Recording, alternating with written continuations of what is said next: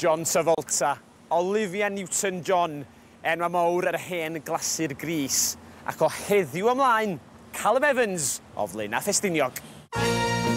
Mae'r cyn-ddisgybl o Ysgol y Mileniwm yn dilyn ei freuddwyd plentyndod o perfformio ar lwyfanna mwyau'r byd ar ôl graddio o goleg the MTA yn 2015, ond o le ddaeth i ysbrydoliaeth.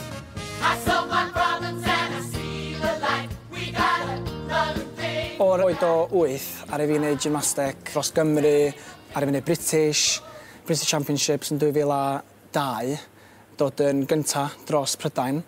A wedyn mae'r facility yna di helpu fi fatha mynd fewn i fatha downs a bob dim arall. Bob blwyddyn oedd Russell Grant, oedd o'n wneud summer shows yn Harlach, ac o'n i'n rhan o fatha productions bach fo. Erbyn diwadd, oedd y rôl yn mynd fyny ag fyny.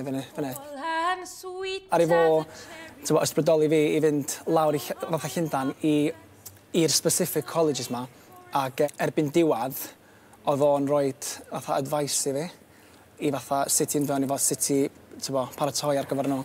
Ac yn diwadd ges i fewn i MTA. Oedden ni fod i graddio yn Medi ac yn Ebrill ar ei principal y cwrs gael fi fewn i Miss Saigon. Ac wrth gwrs yn dod o Gymru, o'n i'n gallu canu beth bynnag.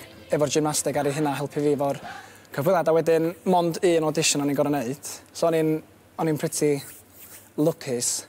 Ac ia, oedd yna fatha 200 applicants, ac yn diwedd ar nhw mond bigo un, so.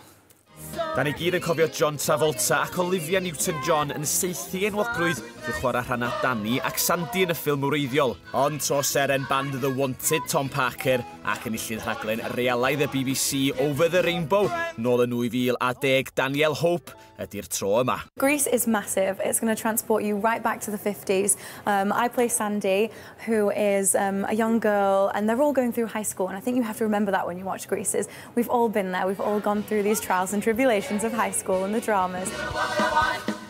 So Eugene Flensic, mae o'n gymeriad timid, mae o'n cadw ei hun i'w hun, ond hefyd mae o'n very expressive, fod i'r class clown, fod sy'n isio gael ei weld.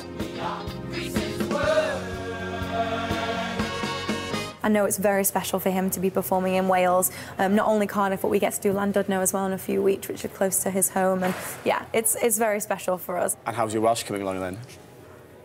I live with someone from Llanelli. Is that good? Is that bad? I don't know. It's not far off. It's a bit too much, I know. So all I can say is nos daw and catch, but that's a bit forward for a first meet, isn't it? Mae mam yn dweud, achos ti'n ffrindiau fel Louisa, sy'n neud EastEnders, sa chdi'n gallu cael job yn syth, achos ti'n abo hi, ond dwi'n na, diom hynna haws, mam. So ni'n licio bod yn Les Mis neu Phantom of the Opera, ond, byw ar breuddwyd, dwi'n meddwl. Ond, whatever comes, dwi'n digon i do. Ie, pob lwc i Callum am y dyfodol. Dwi'n siŵr y fydd o'n llwyddiannus iawn, ond cyn mi wneud dim arall, dwi'n gael tocynnau am heno.